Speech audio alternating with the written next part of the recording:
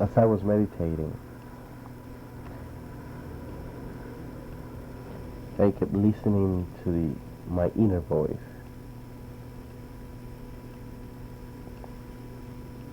saying, glorify thou me. And that's the purpose, and that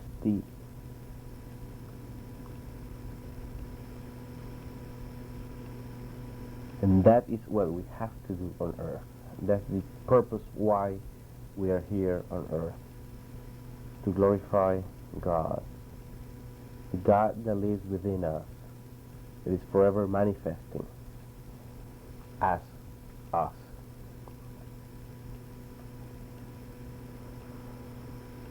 But how do we glorify God?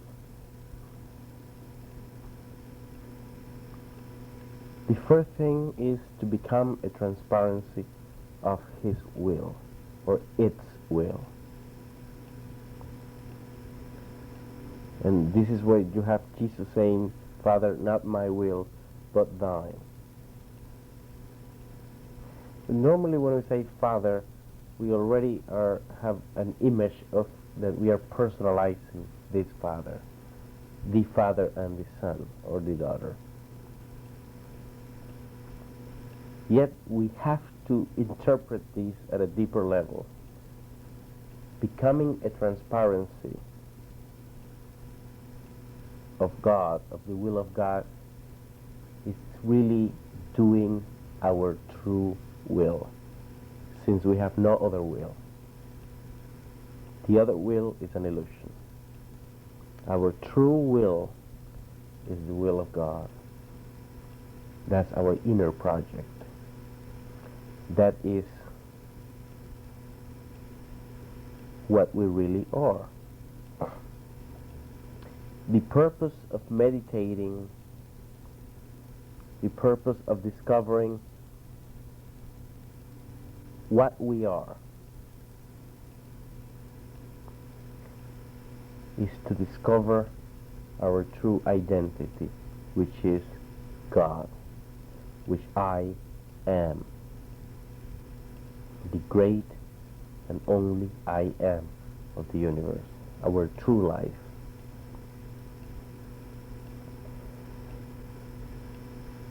And that we do through meditation. That we do through giving. You see, giving is a very important aspect to discover ourselves. Because through giving, we open the inner channels of the will of God.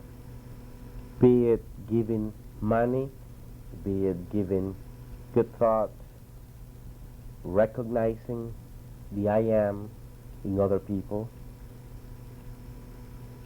giving service, giving in any form that is impersonal and sacred and secret. One of the most important things of giving is its secrecy. That doesn't mean that if anybody discovers that we are giving, that we have lost it. No, we haven't. But we do not, it means that we do not talk about it or glorify ourselves for having done it.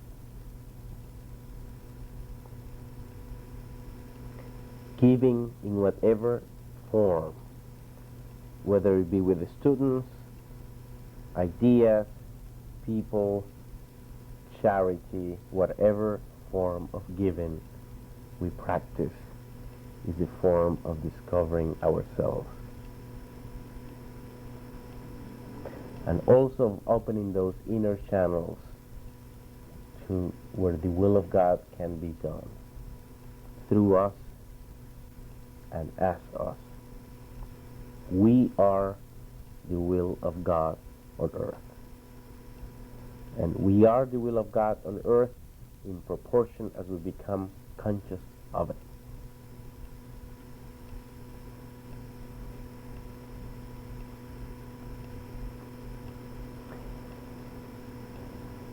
Joel had a phrase that he used to say constantly, "Thy grace is my sufficiency in all things, and there is a sufficiency of thy grace ever present in me."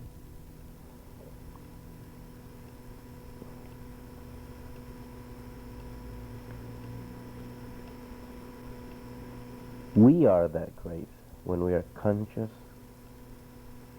of the will of God in us and through us and as us.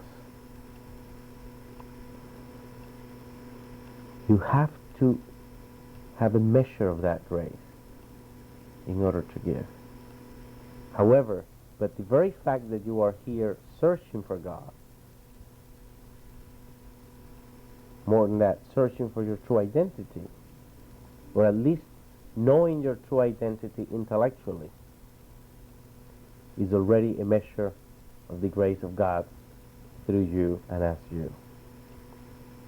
Because we cannot attain a grain of this self-discovery except by the grace of God. It is by the grace of God that we discover, that we get on the way, and that we start searching for our true identity. Otherwise, without grace, we cannot discover anything.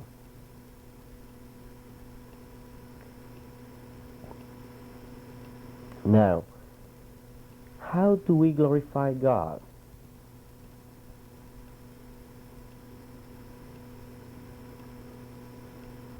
We have talked about through the grace, through becoming a transparency, through giving,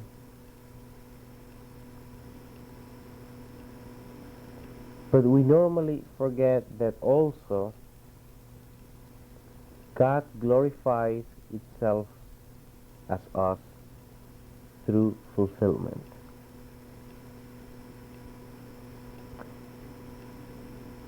Whatever it is that fulfills us, be it literature or art or social sciences or history or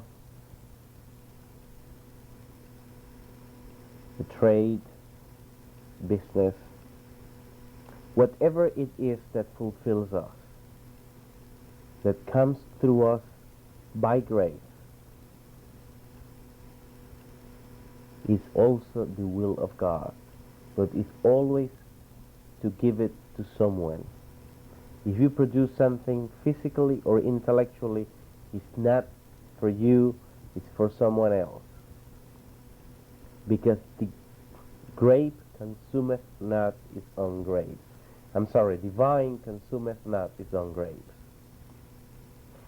The grace of God becomes art, literature, science, work as a trade, work as a nurse, or service as a nurse, service as a doctor, whatever it is, even service as a maid, is the grace of God at work if that work fulfills you. God fulfills itself as you, and it flowers as whatever you do. Therefore, the grace of God, when we are conscious of it, is us. We are the grace of God. We are God glorifying itself. However, if we personalize that, we've missed it. We've lost the whole thing. It always has to be impersonal. The very moment we personalize it, we have lost the way. As long as it remains impersonal and this flows freely through us, we are the embodiment of the grace of God. We are the embodiment of the glory of God. because God glorifies itself through us and as us. Now, what do you do when people, because of this glory being manifested, attacks you? And in fact, they're not attacking you. They're attacking the Christ in you. The Christ is manifested through His glory. And therefore, a lot of people who cannot, or who are not ready for it, are threatened by this light, and therefore they attack it. You cannot personalize their attack, because their attack is, they're attacking the Christ. So it's not against you, it's the manifestation of that glory of God that appears as you.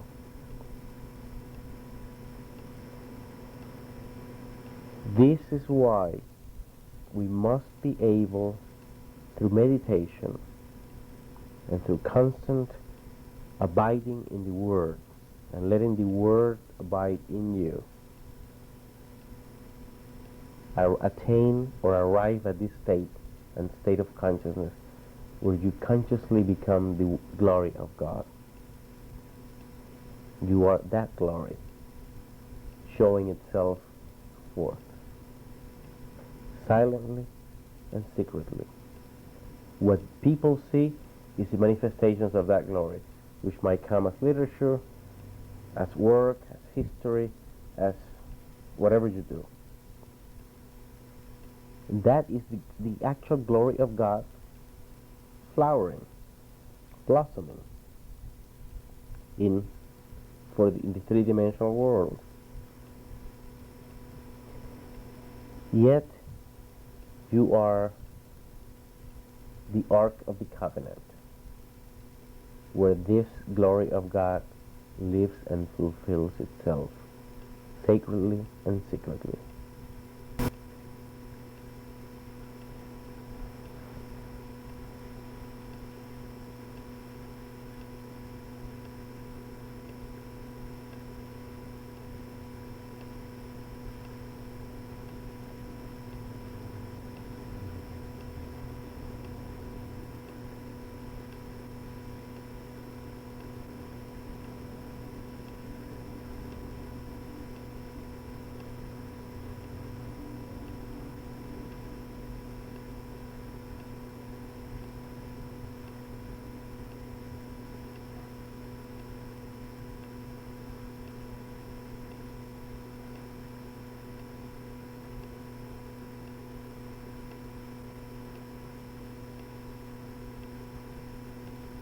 Thank you.